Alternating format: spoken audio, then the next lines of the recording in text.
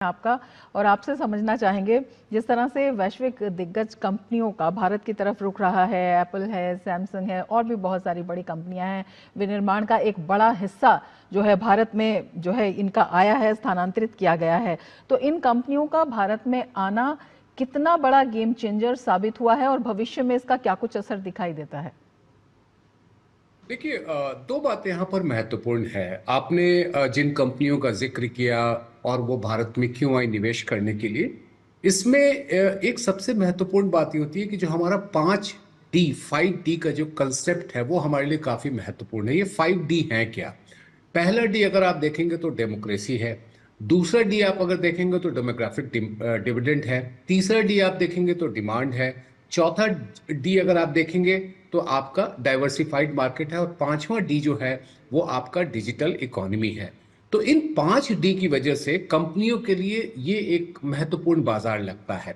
दूसरी बात यह है कि यहां पर आप निवेश करके निर्यात की क्षमता जो है वो विकसित कर रहे हैं। आपने मोबाइल हैंडसेट का जिक्र किया। आज आप देखिए कि हम बड़े पैमाने पर मोबाइल हैंडसेट जो है वो निर्यात कर पा रहे हैं। और उसके निर्यात करने के पीछे एक वजह यह है कि हमारे पास एक श्रम की जो लागत है वो कम है। और बाकी जो दूसरे जगहों के मुकाबले हमारी लागत कम हो जाती है, उसका फायदा हमें मिलता है। तो इसकी वजह से ये कंपनियां आ रही हैं।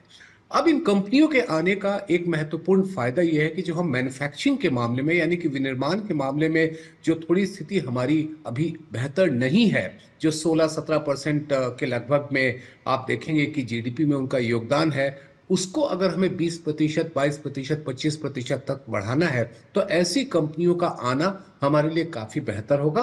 और इसके साथ ही साथ जो घरेलू कंपनियां हैं वो अपनी उत्पादन क्षमता का विस्तार करती हैं, वो इस बढ़े हुए बाजार का फायदा उठाती हैं, वो निर्यात की संभावनाओं का फायदा उठाती हैं। तो इन दोनों के संयोग से हमारे लिए जो विनिर्माण की स्थिति है वो बेहतर होगी।